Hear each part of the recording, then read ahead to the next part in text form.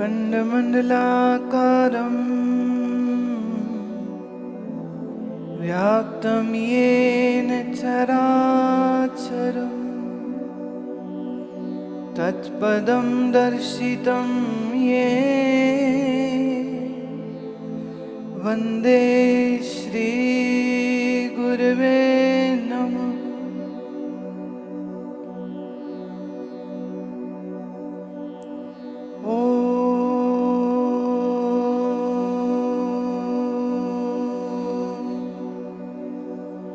शांति शांति शांति।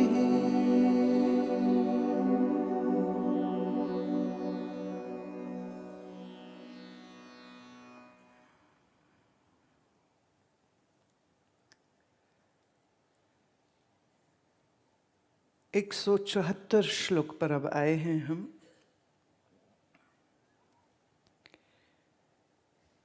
ये मूल रूप से पहले एक बृहदारण्यक उपनिषद का और केन उपनिषद का ये थोड़ा थोड़ा लिया गया है। एवं च सत्ति मनसा एवं दृष्टव्यम, और केन उपनिषद का यन मनसा न मनुते।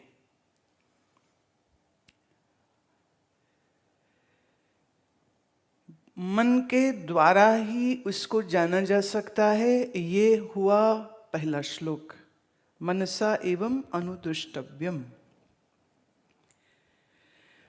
पर केन उपनिषद कहती है यन मनसा न मनुते, उसको मन के द्वारा जाना नहीं जा सकता।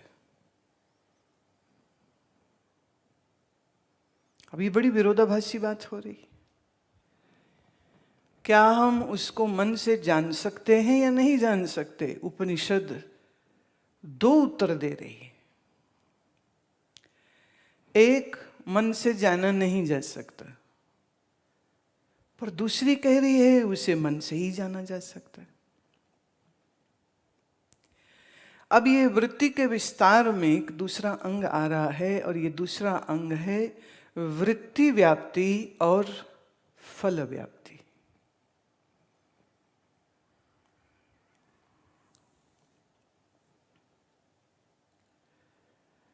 वृत्ति व्याप्ति माने जिस पर वृत्ति की पहुंच है, जिस पर जिसे वृत्ति अपने घेरे में ले सकती है, उससे जानना होगा। और यन मनसा न मनुते, वो कह रही है कि मन की वृत्ति से वो जाना नहीं जा सकता। ऐसी और भी कहते हैं, अन्य श्रुतियां भी हैं। इत्या अन्यो श्रुत्यो अविरोधो वृत्ति व्याप्त्वा अंगीकारेण फल व्याप्त्वा प्रतिष्ठे प्रतिपादनात्। वृत्ति व्याप्ति अर्थात जब तुम्हारी मनोवृत्ति यह बनी कि मैं ही ब्रह्म हूं,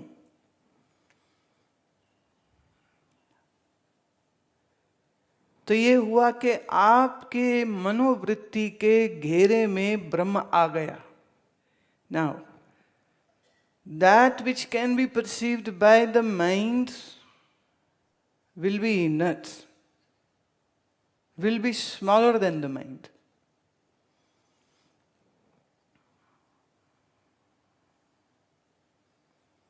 जिसे मन ने जान लिया, मन उससे बड़ा हो जाता है। जो बहुत, जैसे आपकी आंख देख सकती है उस वस्तु को जो ना बहुत बड़ी हो और ना बहुत छोटी हो। बैक्टीरिया आंख से नहीं दिखेगा। और आप अपनी आंख से कहें कि हम सूर्य को पूरा देख लें, सूर्य तो बड़ी दूर की बात है। किसी पर्वत पे कि अगर आप नीचे हैं तलहटी पे, आप हम यहाँ से हम पूरा पर्वत देख सकते हैं, तो एक समय में पर्वत का सामने का हिस्सा ही दिखेगा। वो भी कितना, नजर की एक सीमा है। दूर से दूर क्लियर हो सब, तो आप 15-20 किलोमीटर तक क्लैरिटी से मैं कह रही, फिर तो धुंधला हो जाता है। तो पर्वत के तले खड़े होकर पूरा पर्वत नहीं देखा जा सकता, अणु को नहीं देखा जा सकता। तो हमारी आँख क्या देख सकती है? जो बहुत छोटी हो वो नहीं, और जो बहुत बड़ी हो वो भी नहीं। मेरे मन के जानने में जो आ गया, मेरा मन उससे बड़ा हो जाएगा, तभी उसको जानेगा। मन के वृत्ति के घेरे में जो आ गया, मन उतने को ही जान सकता है।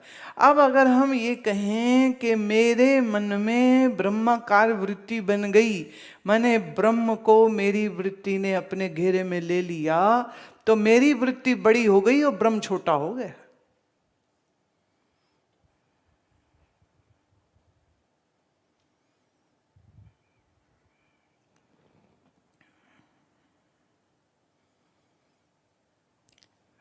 ये जो श्लोक आया केनोपनिषद का, यन मनसा न मनुते, इसी का ही दूसरा वाणी में आता है, ग्रंथ साहिब में आता है, जिसमें वो कहते हैं कि ज्ञान ध्यान किछ कर्म न जाना, सार न जाना तेरी। ज्ञान होता है बुद्धि से, ध्यान होता है मन से। तो मन के ध्यान में नहीं आ सकता है, बुद्धि के ज्ञान में परमात्मा नहीं आ सकता है।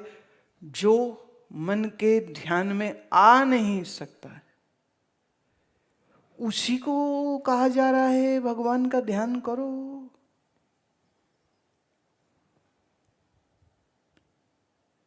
पंक्ति कह रही है, मन समेत जह जाए न बाणी, रामायण भी कहती है। मन जहां पहुंच नहीं सकता है वही परमात्मा का घर है, या स्थान है, या स्वरूप है।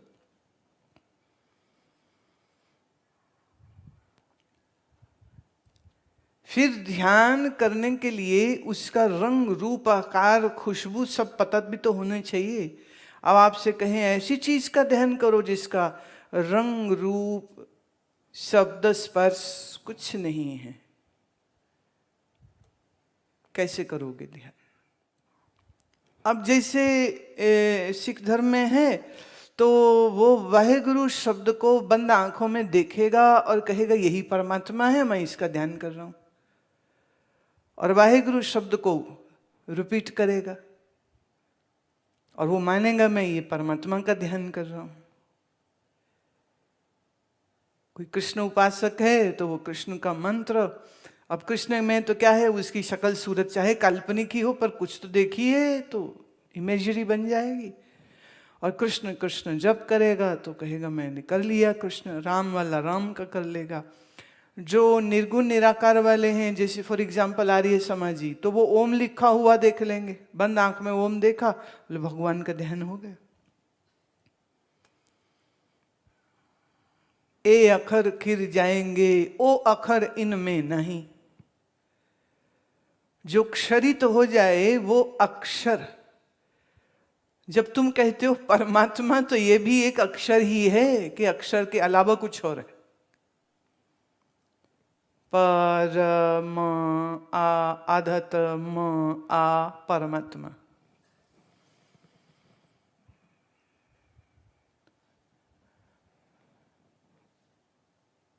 तो मैंने परमात्मा शब्द लिखो और मन में उसको याद करो, तो ये हुआ परमात्मा को याद करना।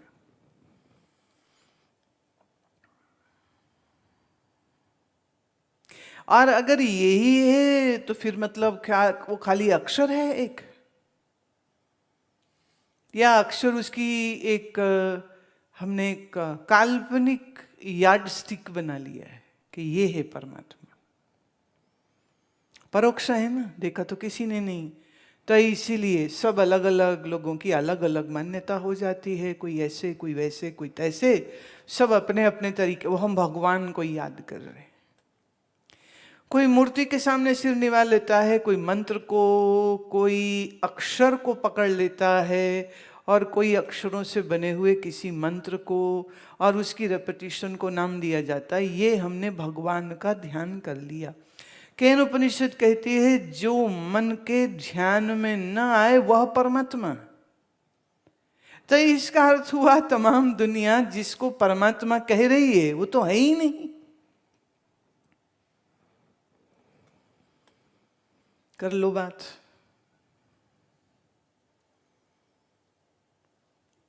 पर दूसरी तरफ ये भी कहा, मने मनसा इव अनुद्रष्टव्यम, मन से ही उसको जाना जा सकता है। अब ये जो भी मैं बोल रही हूं ये मन से सुन समझ रहे हो, मन तुम्हारा सुन रहा है, ये कोई और सुन रहा है। मैं आत्मा हूं, मैं त्वम हूं, परमात्मा तत्व स्वरूप है, माया विशिष्ट चेतन है, आदि आदि जो भी मैं बोल रही हूं ये बात तुम्हारा मन समझ रहा है या कोई और?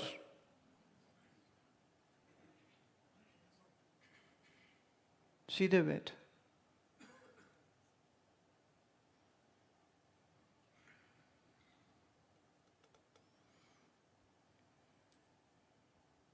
अब सीधे बैठ बोला तो किसने सुना? और तुम साक्षी रूप हो ये भी किसने सुना? मन ने। और वो कह रहे ज्ञान ध्यान किछ कर्म न जाना, सार न जाना तेरी, सब ते वड्डा सतगुरु नानक जिनकल राखी मेरी। मन की पकड़ में जो ना आए, बुद्धि के ज्ञान में जो ना आए, वह परमात्मा है। और मैं नानक तेरी शरण में हूं, अब मुझे नहीं पता मैं क्या करूं। अब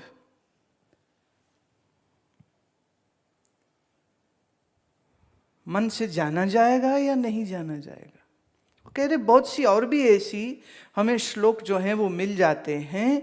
ये जो बात है इसको स्पष्ट करने के लिए वेदांत की अब एक और प्रक्रिया है जिसको समझना आवश्यक होगा, जिसे कहते हैं वृत्ति व्याप्ति और फल व्याप्ति। मैं ब्रह्म हूं, ये आपके मन की वृत्ति में विचार, मन की वृत्ति ये बनी, आत्माकार वृत्ति बनी, तभी तुमने कहा मैं आत्मा हूं।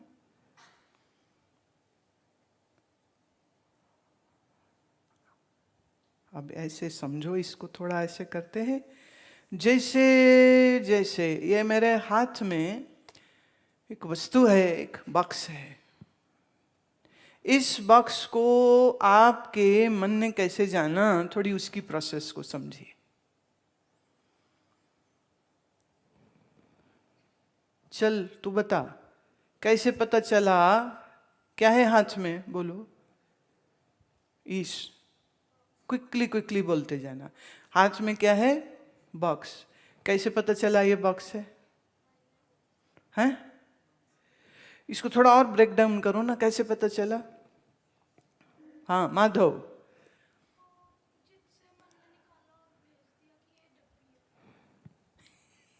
भैया चित तक जाता है।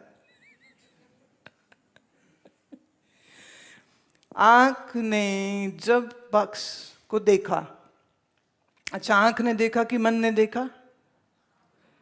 मन ने आंखों के जरिए जब देखा तो मन के जो स्टोर कीपर है चित्त, वहां से ये मेमोरी रिट्रैक्ट हुई कि इसको बॉक्स कहते हैं। राइट? तो किसने जाना? ये मन ने जाना। अच्छा बॉक्स कहते हैं, अब हिंदी में डिब्बी बोलेंगे, तो डिब्बी है कि बॉक्स है? भाषा का फर्क है और तो कुछ भी नहीं, चीज तो वही की वही। अच्छा आपके मन ने आंख के जरिए इसको देखा कि मन के साथ कोई और भी है जिसकी वजह से मन ने देखा है? चल बुद्धि ने समझा, बुद्धि के साथ और कौन है? बाकी चुप रहिए। चित्त तो मन के साथ आ गया ना, मन आया, बुद्धि आई, चित्त आई, और कौन आया? चलो अहंकार भी आया। अहंकार ने कहा नहीं ये बॉक्स ही है। और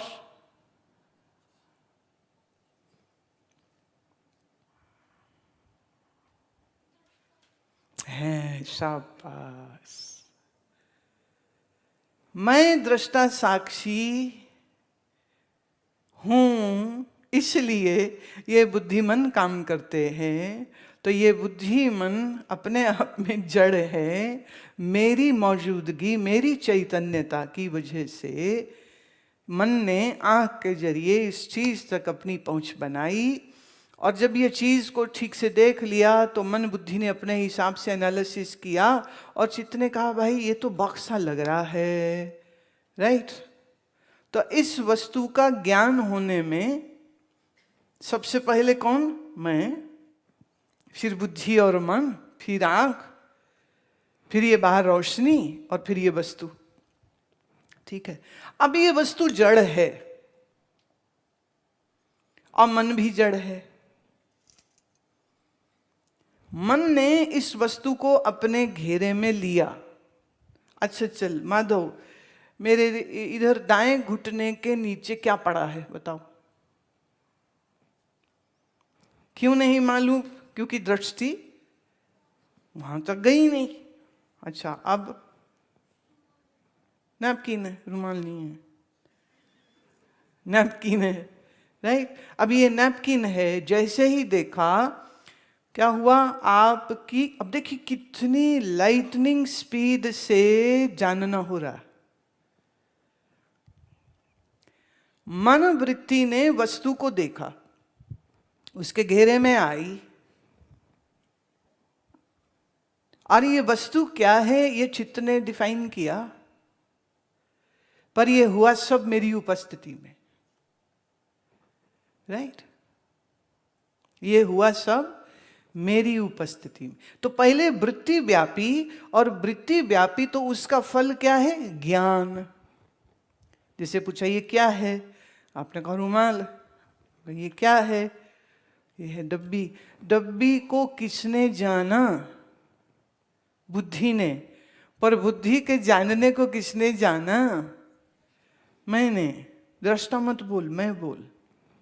दृष्टा में फिर थोड़ा होगा, पता नहीं हमारे अंदर कोई एक दृष्टा है जो जानता है। नो नो नो, आप परोक्ष, डायरेक्ट अपने पे हिट करना है। मन जड़ है, पर मन के जरिए जानता मैं ही हूं। बुद्धि भी जड़ है, बुद्धि के जरिए भी, पर जानता मैं ही हूं। अच्छा, मैं ना हूं तो मन बुद्धि चले, काम करे। मेरी उपस्थिति ना हो तो ये नेत्र भी कार्य न करे, प्राण भी कार्य न करे, और बाहर वस्तु का ज्ञान भी नहीं हो सकता है। तो वृत्ति ने वस्तु को अपने घेरे में लिया, और मुझ ज्ञान स्वरूप ने अपनी उपस्थिति से जानने को कंप्लीट किया।